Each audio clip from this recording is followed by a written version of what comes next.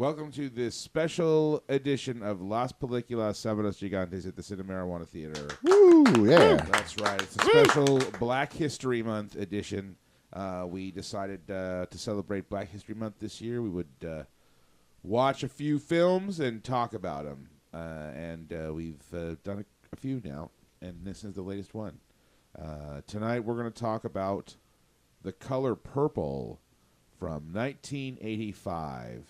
A Steven Spielberg film based on a novel by who wrote that novel, John? That would be 1 second. Yeah, you could tell it was like a novel based. Yeah, it was a literary adaptation, I suppose. Sorry, it's that's okay. Alice Walker. Pulitzer Prize-winning novel of the same name by Alice Walker. Spielberg was 8 films director. Yes. And was a change from his summer blockbusters for which he'd become famous. Yeah, because he was coming off of, let's see, E.T. was 82. What did he do immediately following? What did he do between E.T. and this? Poltergeist? We didn't do it. Oh, no, was that oh, yeah. Let's do introductions. Clockwise starting with me, I'm Ed. I'm John. I'm Chris. Yes, okay, so Steven Spielberg. Poltergeist was 82, wasn't it? The same year that E.T. came out. Oh, that's right. That was, yeah, I think but was that immediately after E.T. though, wasn't it? I don't know.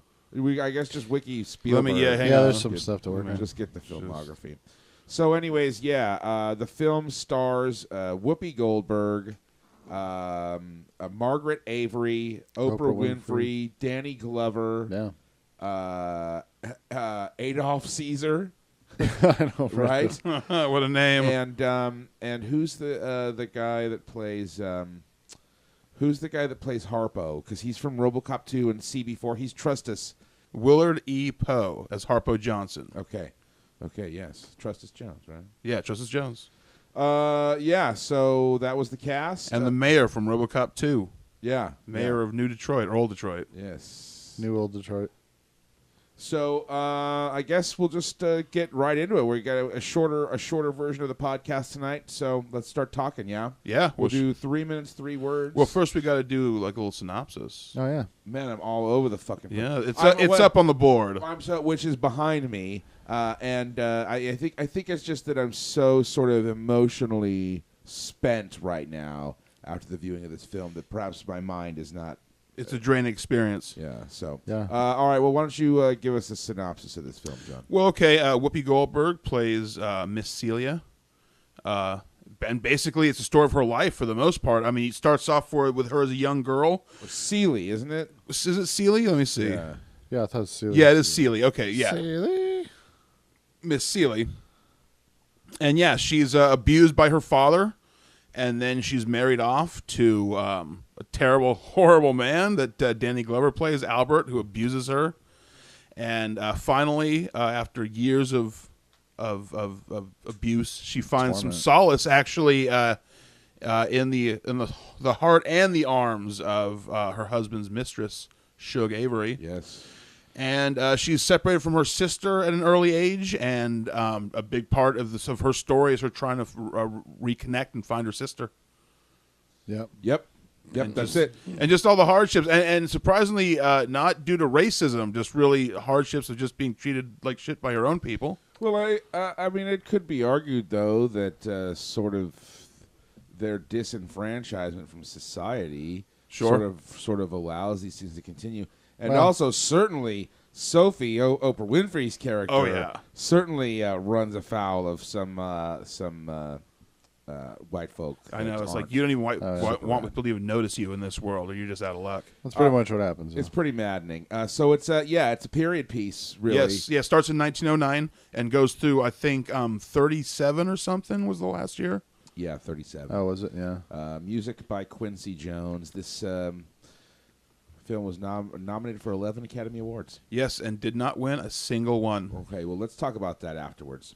Let's get into 3 minutes, 3 words, shall we? Let's do it. Let's start with you, John, because I believe this was your selection. Yeah, it was. It was actually the viewing of this film that was created this whole concept of us doing a podcast and watching movies for Black History Month. because I've had this on my Netflix queue since pretty much my Netflix queue started, which has been like, I don't know, like 15. The week after Netflix started. Basically, yes, like 20 years or something. I don't even know how long it's been on there. And I was I'm like, man, like, what better time to watch it now than for Black History Month, and what better time to talk about it? I'd never seen it. This is one of those movies that you always hear about, but I'm sure other than like TCM, I mean, when do you have a chance to really catch this? And certainly, I think a lot of the content is harsh enough that you're not really going to see it aired on TV. Well, yeah. Anything in addition that's been cut to shit. Right. I'm sure at some point this probably has some kind of big network premiere on TV, but then it's all edited. And this is the same kind of movie that other movies that, like, if I didn't see it in a theater or on video, I just wasn't going to see. So it was great to have a chance to watch it. It's, especially with being such a huge Spielberg fan, I'm actually kind of shocked that I never got on to seeing this. I just kind of forgot that he directed it. Yeah, it is a forgetter kind of. Yeah, and it's like, that's, I mean, I you forget the movie, but you forget that he's. I feel like kind of like a dipshit, like we were talking about during our E.T. podcast. We were talking about Spielberg's best movies, and I mean, how can I really say anything about having seen this one? There's only a couple of us that have seen this one, right? And it doesn't really get, when people like reflect on Spielberg, even ignoring sort of his genre stuff and talking like. They think of Schindler's or Saving Private Ryan. Right. But nobody talks about this movie This anymore. one's, easily forgotten that it's one of his. And obviously, whether from his blockbusters or even from his more powerful movies, it really seems sort of off the charts a little bit. Sore spot, maybe. Yeah, maybe. Or just people, I don't know. It's interesting that I think that it's hard to get a certain segment of the population to maybe care about a movie like this. Yeah. And an argument that we're just having right now anyways, because we're on the heels of the 2016 Academy Awards. Right, which is something we'll also get into. Yeah. But now that I've finally seen this movie, it's amazing. It's powerful. It's one of Spielberg's best, I think. I mean, I might not put it over E.T., but I would definitely put it in top 5 for sure. It's easily one of his greatest. It's really emotional, and all the things you get. You laugh, you cry, you get super pissed off. There's just, I mean, God, just everything that she goes through, all the torment that her and these other women have to deal with, and just society and white people and men just keeping them down and treating them like shit. And it's like, you can't catch a break. So, I mean, there's obviously, you don't need to be told you need to see this movie, because if you haven't seen it, I mean, don't make the same mistake I did. Go out and see it, find it somewhere, rent it, Netflix it like I did. But I'm really surprised that we didn't see more Whoopi Goldberg in kind of better roles, because we were actually just discussing, like, after this, like, what does she do? Like, I mean, Sister Act, like, Guyan in Star Trek: The Next Generation. She was a comedian. No, that's true, and that's where it was her performances that sort of made them want her for this role. And I think that she did a lot more comedies. Remember Jumpin' Jack Flash? Yeah. Or Sister Act, the whole franchise, and Burglar was that one she did. Theodore Rex. And Sister Act 2 was tremendous. Yeah, that was a whole franchise. Yeah, but she's never had better chops than here, or at least not had them on display. Well, right, because in a comedic role, it's going to be totally different. With this, it's so much more serious, and you really feel everything with it. All right, well, give us your 3 words. It's just so sad. Good ones. All right, Chris, take it away. Yeah, great movie. Hadn't watched it in a long ass time. I remember seeing whenever it was, released to TV as a child or adolescent, whenever that was. Wow, great acting. I was really amazed by how kind of theatrical, the acting was, how well choreographed it was. It's like Broadway, which my 3 words is, I guess, Broadway on film, I think is my 3 words. It almost really could have been a stage play, because it takes place in a couple of locations. Coming off the heels that we just watched A Raisin in the Sun, yeah, where we talked about this sort of that the not histrionic acting, but the sort of larger than life acting, because you've got to reach the cheap seats. Yeah. That's kind of I don't want to demean this film by calling it like a melodrama or something like that, but it definitely has that element. I think it's supposed to show. There's got to be a term for that with like a positive connotation. I just think just that it shows the passion of what they're trying to express. Well, that's it. It's just the strength of the dramatic, emotions, and it's the way they portray that is it's just stronger and more vibrant than you might see from like a white actor, basically. For sure. Well, I don't. I mean, I just noticed that it was definitely like it had like the actors had like stage presence. It was very strong There was performances a from everyone. grandiosity to it, And not just they were close as a cast. You could kind of tell too, like the scene. A lot of the scenes where it required that, like the when the sisters are being split up and he's carrying her away. It was. I mean, it's hard to get that performance that perfect. It's and I'm very sure. physical too, and as well. for you know, children, I mean, for children as well that were playing those roles. It's very moving. Yeah, you really buy the emotion. There's not. Absolutely. It doesn't feel forced or like they're acting at all at any point. Yeah, and not afraid, very unafraid to be loud and kind of be beyond the scope of something you might compare acting to at that time. You know what I'm saying? And I'm not trying to say overacting, but I'm just saying It's just everything's kind of dialed up a little bit, and from It's like watching theater on film. yeah, and both from the highs and the lows. When they're happy and they're joyous, they're really powerful, and you feel that. And when they're sad and sorrowful, you really feel that. for sure. No, I really liked it. Criticisms I would say was, boy, the music was weird at times. For me. We should go back over that. Yeah, because the after- sort of Okay. I thought the musical number that almost kind of happens at the end is sort of a little odd. Yeah, we should. but We can should. talk We'll about talk that. about that. Okay, that, and I thought the story jumped around. I thought it was strange that. It kind of is telling a couple of different stories simultaneously. And Yeah, that but might be then to follow the book's narrative. If the book was set up like that, it Right. could be that's why they sort of did it through the different eras of her life. Yeah, I felt that's one thing that struck me too is a lot of the times I think one of the problems with doing a book as a film, or at least the ones I've noticed, is you have to cut stuff out, Yeah. and so sometimes you have such great stories that aren't necessarily directly connected to your main.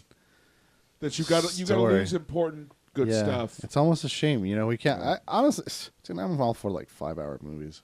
Just do it. I know, Just right? fucking do it. I found that when there's a movie that I love, typically if there's a longer cut, I prefer it. Well, this movie clocks in at 2:33, and it didn't drag for a minute. Yeah, no, it's Yeah. pretty. So yeah. theater on film, that's by 3 weeks. Okay. All right, my turn. Yeah, I've seen this film before, but not in a long time, and in its entirety, not since the 1980s. So, revisiting this film kind of with almost not even really having seen it on the heels of kind of examining Spielberg with both E.T. and Bridge of Spies because of the Oscar thing. Yeah. I found this film to be tremendously rewarding. We'll get into the Oscar things, but Whoopi Goldberg, I mean, what do you say? Tour de force? Oh, yeah. Masterclass? Well, I yeah. mean, And that's why- She's what is pretty the good. proper hyperbole to apply here? And it's almost a shame because, and don't get me wrong, she's done a lot of fun things in the years since, but it's almost like Ben Kingsley when he did Gandhi. It's like, I've done it, and now I can just phone it in for the rest of my career. I'll be in the next Uwe Boll movie Yeah, because nobody cares. dude, I've already right. done it. It's a total mic drop. Yeah. You've got You know what I mean? Can't You know beat what I mean? it. Also, too, Margaret Avery, who plays Shug, and also, I mean, okay, everybody in it is really rad, but you've got these 3 women who are kind of at the center of.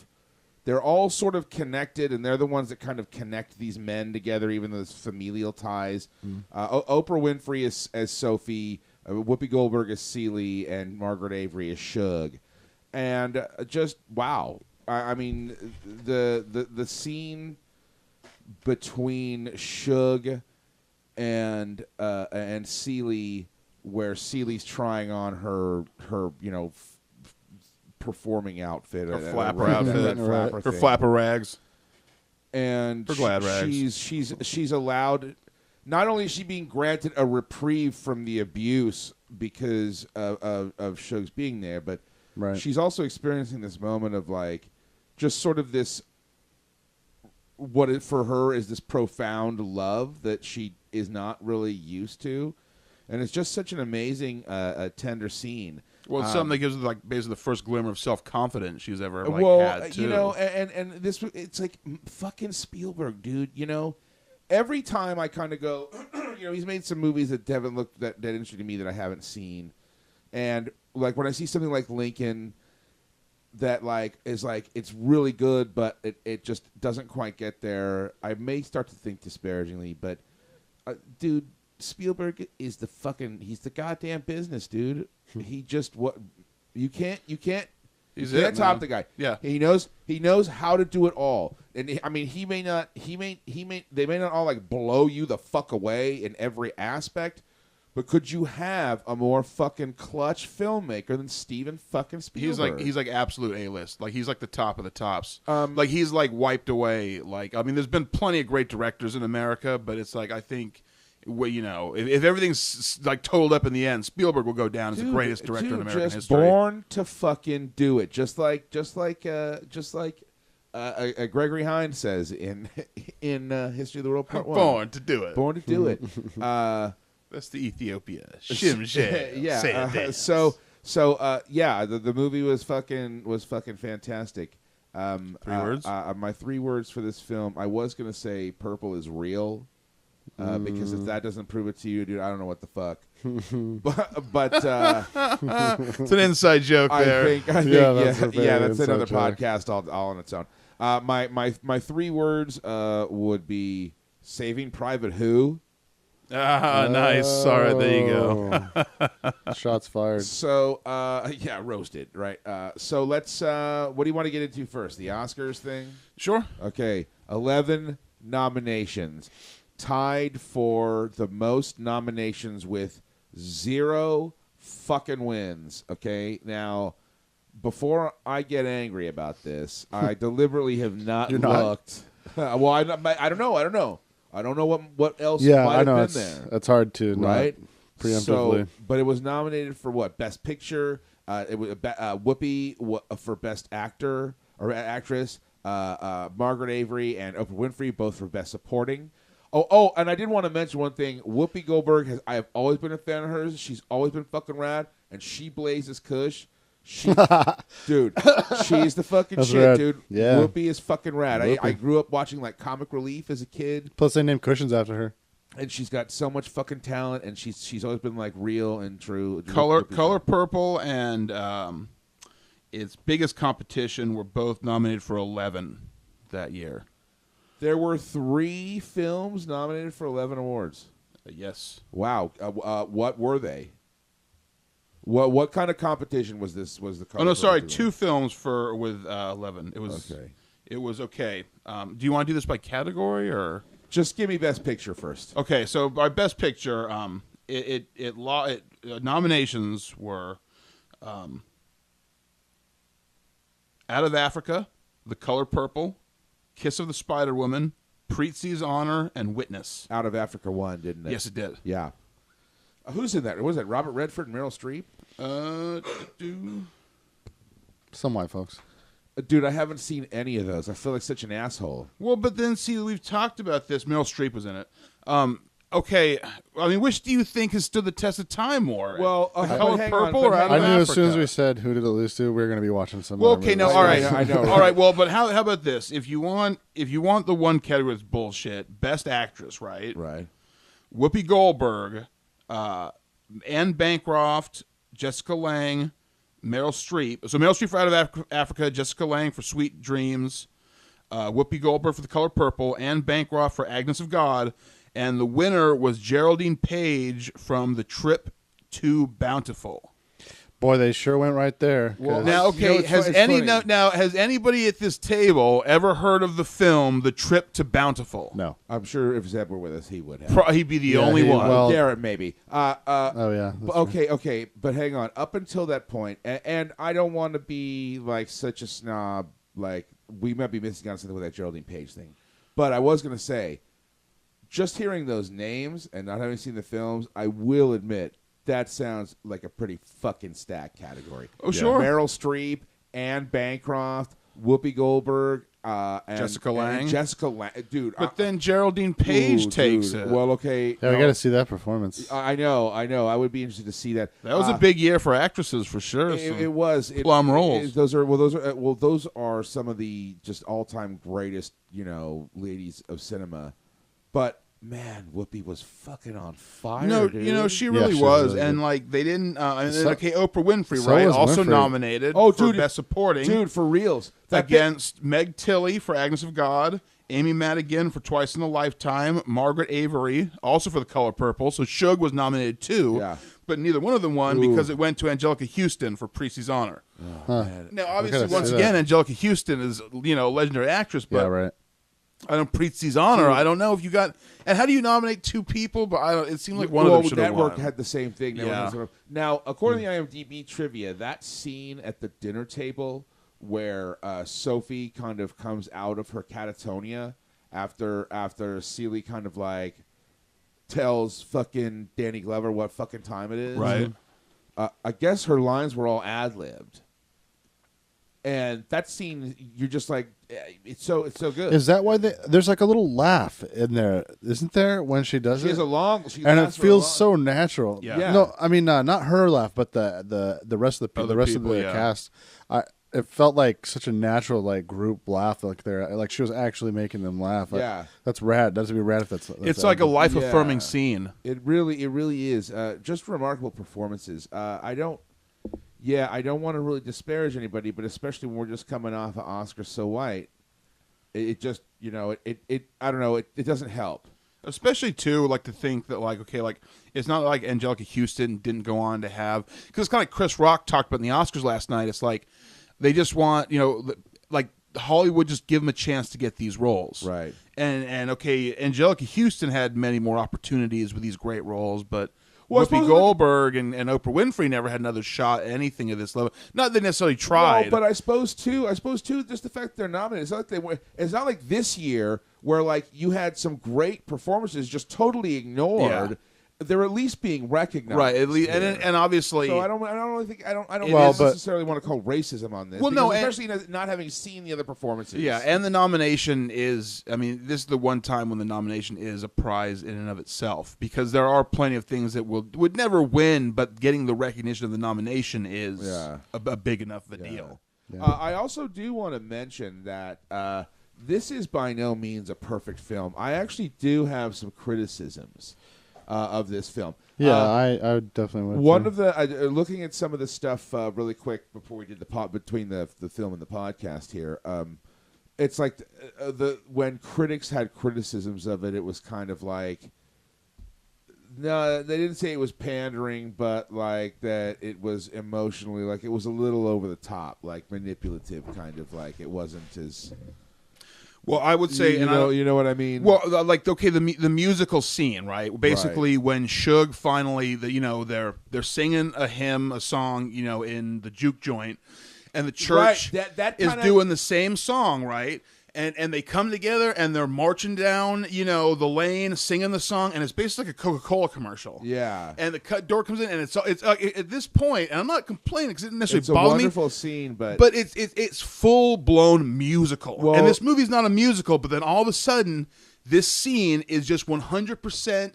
That's Reality goes out the window. It's like zippity doo dah. It's a Yeah. musical. Okay, I had a problem with that too. That's the same thing with the score. I don't know if you want to talk about it right now, but or this could be a good segue. okay. So let's Because let's just mention it then. So Quincy Jones is credited for doing the music in this film. It was Spielberg's first film without John Williams.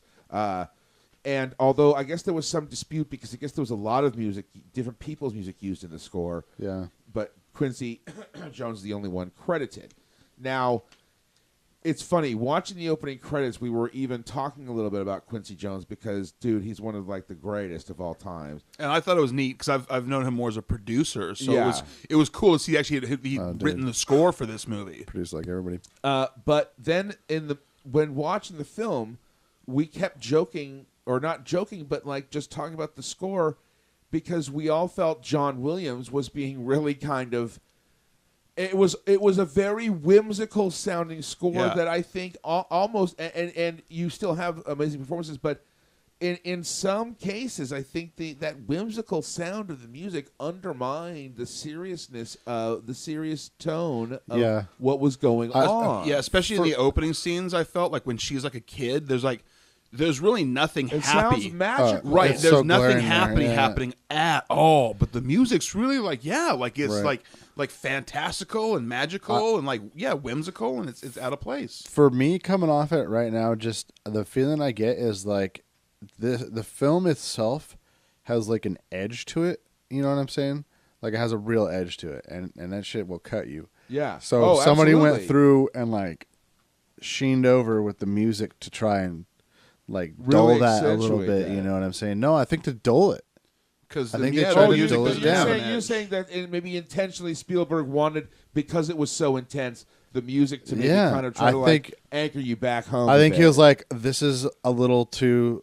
I a could little too honestly hard. see, like, especially those opening scenes when she's being because I mean, you got basically rape and incest and like these horrible Yeah. things going on.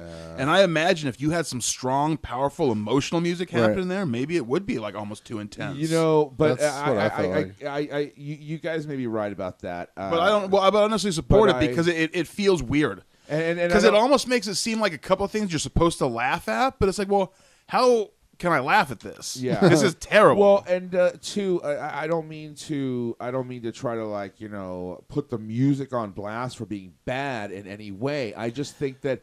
No, I think it was just bad felt for me, overall. it just kind of like emotionally, it kind of I felt missed what I felt was happening. Yeah, it felt like there was what like they were going for. an emotional disconnect between the Yeah. music, between what the emotions the music would be seeming to trying to make you experience, and what the visuals and the story is making you experience. Yeah. And I will say that, as you kind of touched on, I mean, it's odd because it just seemed, and I don't know if there was any kind of influence thing because he was working with Quincy Jones instead of John Williams, but the score was so John Williams-y, we forgot that That's it was it. Quincy Jones. We thought it was John Williams. Because there's this one theme that plays through a lot that's only a couple of notes off from the Jurassic Jurassic Park theme, Park. which Yeah, it Chris does pointed really out first. sound And like like Jurassic. a lot of, when you see people who do film scores, especially because they do a bunch of them, sometimes there's only so many notes out there, right? Was there like 7 notes on a scale or some shit? Well, like, you you can can only do 13, plus subsequent. 13 in a Western chromatic scale. right. So there's only so much you can do with them. And it's funny that we were like, oh, it's a little bit like his Jurassic Park theme. But then it wasn't him. It was Quincy Jones. And it's sort of weird. Yeah. Well, okay. So I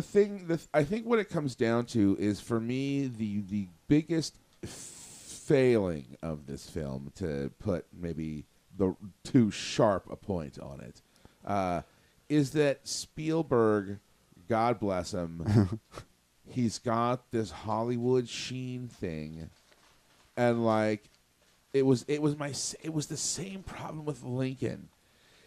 I sometimes I'm needing like this like the seriousness to like ratchet up just one more notch. He Oh, can't. man, and I it's feel frustrating. like Yeah. I feel like he's too sweet or something. It's almost kind of like Disney or something. Like if Disney were to make a horror movie or something, it's never going to cross a certain line.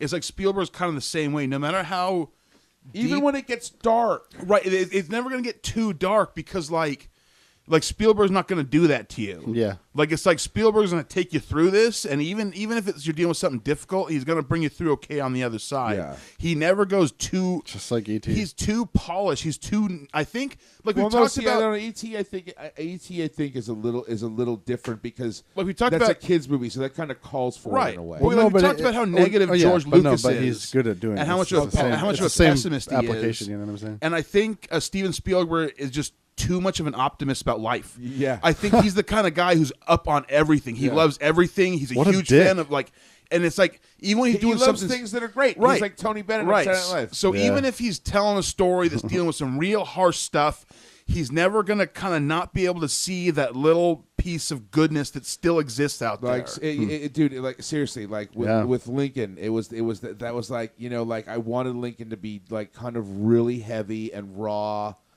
and like there was a lightness to it, and I don't.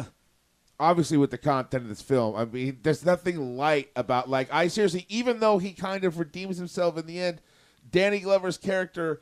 I was so upset that he's not being fucking just massacred by like machine gun fire. Oh yeah, you so want That son her of a to kill bitch. him.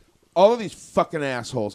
It's just an outrage. Yeah. Like to just and you know, obviously time's different now, but just to see people like relieved of their autonomy like that, it's not fucking right, and it's like it's so. Well, aggravating. it's hard to believe that society, both on a whole and individual, could be just have such a lack of empathy to be able to treat any other human being like that badly. Like, what makes you think you could just rape these kids? Right, and not like, especially when they're like, I mean, in theory, like your kids. I mean, and just like, how can either way, right? How can you not? Or how can you be inhuman enough to be able to do that and not be affected by it? Not. Yeah, it's crazy. Yeah, and it's beyond normal scope of any emotional comprehension. Well, any experience that any of us have ever. You just got to have bad wiring, man. It's like Jack Napier's got a head full of bad wiring. Jack, you ain't got no future, Jack. So, man.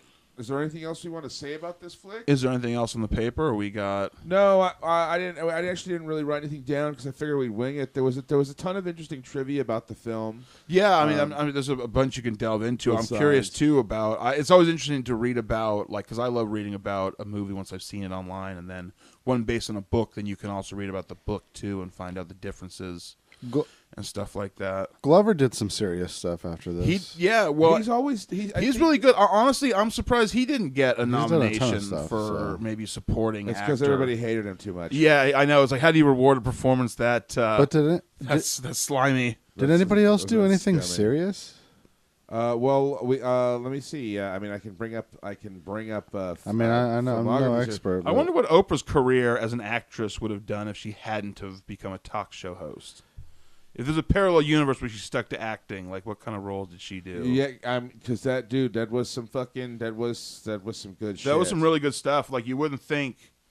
You don't think about her as an actress these days, obviously, but man. Oh, according to IMDb trivia, Quincy Jones personally wanted Steven Spielberg to direct this film, and Spielberg questioned his ability to do it because he's like, well, I'm not black and I'm not from the South, like but Quincy Jones was like, no, you got this, because they were all high on E.T. Yeah, hey. Oh, no kidding. He's in good hands. Let's see. What else? Well, we talked about the Oscar stuff. Yeah. There was a lot of stuff here about who, like, he was after Chaka Khan. He was after Nell Carter to do stuff. Oh, this is interesting. Steven Spielberg admits that his greatest mistake in directing this film was his lack of courage portraying the lesbian relationship between Celie and Shug. Yeah. At the time of filming, Spielberg feared that overt sexuality between the two characters would alienate audiences, a decision he now regrets. Well, they played it safe. He did a totally different climate, though. But if you're going to go art house, go art house. Yeah. Although I will say, I thought that sentiment is broader than that scene, though. You know what I mean? Well, and obviously it is. They lead up to your imagination, but they also don't. They also make it very clear what happened. I'm trying to think of how I want to phrase this properly. You want to make it clear what's going on, but the scope of people you are trying to appeal to, it's a fine line to tread, and you really don't want to go and push that too far to where you've got people by the heartstrings, and then you just like try to take them over the cliff too fast. Well, and whoa, they're putting on the brakes. That's why he makes the big bucks. bucks. Like people can see it too as being sensationalized. To like we just a few weeks ago we did Jennifer's Body, and the kiss scene in that, like that drew more ire than anything else in the film. People are fucking people can't deal with it, and they looked at it as being sensationalized. Like they just put it in there. Stupid. They just put it in there to basically increase ticket sales, and it's like, I'm sorry, I think it really fits the plot and it makes sense. And with this, I could see the same thing. It might offend people, especially in that era, because obviously different climate. Yeah. Or it could be looked at as being too sensationalized and being like out of place, I guess. Yeah, I don't know. Sorry, I'll just take this opportunity. It's strange to me that the film could have both content that is, deliberately, uplifting and represents like religion in a good light, But then those same people that would support that would just turn their backs right on him That instantly. that's totally Right. one shred of something. The dichotomy right there. Well, and that's obviously I don't want to dump on this movie in that sense, but there is sort of like especially the way it ends with Suge and her dad and stuff, like as if this positive religious message, Right. And even like what Oprah Winfrey says, when you came to that store and I knew there was a God. Yeah, Like it's like, and obviously we've talked before about how only God can. Well, just when you're like basically when you have nothing else, religion's something to cling to. How black church gets an absolute pass, Right? Because those people, especially in the low income and just the shit that people deal with, I wanted to go, man. That shit was jamming. Right. Where do I get tickets? I don't know. Shit. They got all the best bands. Well, Breathing Up the White Man's Air. Well, dude. Well, and a lot. They think they're the best dancers. A lot of fun. A lot of guys that play like in funk and shit. So they come up playing in church, and they learn that shit. It's in the blood, dude. I'm telling you. Fucking. Anyways, the other thing I was going to say about the lesbian scene too is, I actually thought it was played pretty well because honestly, how much of it do we need to see? Like, I'm curious for Spielberg to say, I played it safe and I regret it now, and I would have done it differently. How much did we see? I wonder. Well, enough that I knew. We knew kind of what was going on. Well, no, I definitely knew. Well, and I think the way it ends too, especially with like the line that she has afterwards about Suge following being like around and stuff, being like honey and her being like a bee. I mean the implication is there was an orgasm. Right, unless you're completely dense, they boned. Like Exactly. I think he doesn't. There's nothing over the top. There's nothing offensive. But it's like I think he makes it clear that they knocked boots. And at the very least, they had a very tender make-out sesh. Right. Because Seeley had never experienced physical love like that. What was this rate? Was it? It was R. R. Okay. Well, it was like a soft R. I think it was R. I've got the. But so what I'm saying is, I would be very curious to find out what Spielberg would have done differently. Yeah, like how far would he have like gone? what changes would you have made to this film now, if you're going to say, like, I guess I sort of regret this. I feel like movies have gotten It was edgier. PG-13. Oh, 13. Okay, well. Oh, the rating they built for Spielberg. That's his rating. That's it. Well, he's trying to makes adhere sense. to his deal. He does. Well, what hey, he does it's the one that makes the most money, right? Yep. It's the one it's the one Hollywood wants. If you know about lesbian sex, you realize it's lesbian sex. If you don't know it's lesbian sex, they kissed. Yeah. Well, that's what I'm saying. So I think he played it pretty well. I think it works. Yeah, well. maybe you're right. Yeah. I don't know that he needed to push it any further. I mean, there's other stuff I wish he would have. Well, I just think it's like you can only fight so many battles within a film. Yeah. You know what I mean? And right. I he's trying to appeal to the masses. It's a shame that it has to be a battle, but I just kind of feel like that's not the battle the film is trying to fight. Right. You don't want to all of a sudden become a totally different story. If it became about that, I mean, obviously. As bad as the climate was for them being black and being women in the culture at that time, imagine if they were known to be lesbians too. But that's not the story they were trying to tell. It's like, I mean, I think it's sort of like a one-off, It's like it's not about gender in that situation. It's just about two human beings caring for each other in one way. Well, it's about somebody helping somebody to see their value. Right. Well, good for Jones, man. Good for Quincy Jones. Dude, absolutely, because like I don't know how a different director might have handled it, and I wonder, maybe if it had been darker in places, maybe the trade-off would have been something else that took away from the kind of magic of the film. And I can see Spielberg's name being attached to this, bringing in a much, much wider audience than this movie would have had if anybody else had directed it. Right. Which is a good thing. You think you're going to get 11 nominations at least? Well, that's what, right. Spielberg? Without Spielberg, who knows how underground or ignored this movie might have been without having Spielberg's name attached to it. Because obviously, like we've already said, he's the number one guy. You can't ask for a better director to be attached to your movie. It's interesting too. I thought that comparing the comparisons, I kind of felt that you could draw between this film and A Raisin in the Sun. Oh yeah, and also this film and Chirac. Oh god, yeah. I thought they now. Chris was not a fan of Chirac, but John and I both were. But it reminds me of Chirac in that it's telling a couple of different stories at once. You know what I mean? Yeah, no, And there's intersecting stories. Interesting. For the most part, it is Whoopi Goldberg's story. right. But It's also kind of there's other people's stories Shug and too. Sophie's story. Right, and they're Yeah. part. And even though you only get it through her letters for the most part, you do get Nettie's story too, because you get a bunch of flashbacks with her life as a missionary in Africa. So you get her part of it too, and they're all connected both by blood and by circumstance. They're people. Yeah, it's like a people story. Yeah, it's yeah, a story it about. is. There's characters who basically, elaborate a people, a group of people. Yeah, and the way the relationships interconnect, Which and is over interesting. a long period of time, where Interesting they type even of obviously film. moved away and then moved back, and people break up and get back together, and it's Right. yeah. No, it was fucking Cracker Jack. we are well over time. I don't know how much further. Okay. We Oh wanna yeah. go, Well, I but- was just gonna go down the list of trivia, but it's just mostly a lot of stuff that Yeah. was cast. So we can Well, wrap it up. We can send this sumbitch home.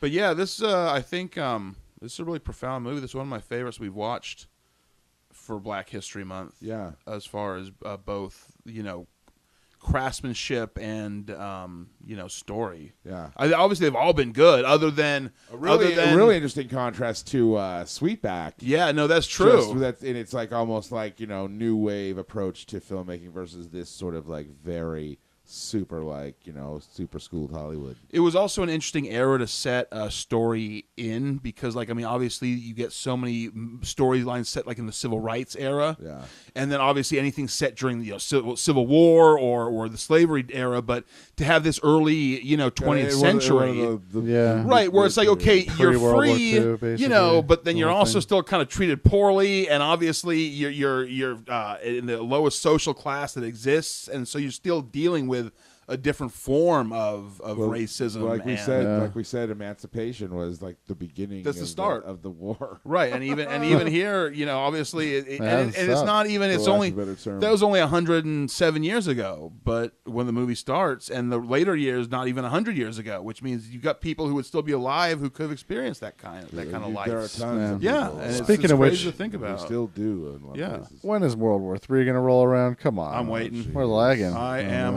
waiting. Wait for this shit to get dark. All right, well, that sounds like it's about time to wrap it up then. Once the apocalypse comes up, I think it's time to call it quits. Yeah. So, all right. Well, for the color purple for Black History Month. Yeah, happy Black History Month. This has been Las Películas Sábados Gigantes at the Cinemarijuana Theatre. I'm Ed. I'm John. I'm Chris. And we'll be back soon with more riveting content.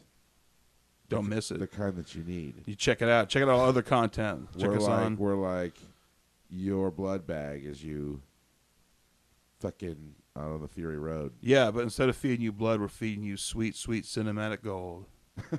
Oh, Discussion. Yeah. Yes, excellent. All right, thanks for listening. Good night. Good night. Good night.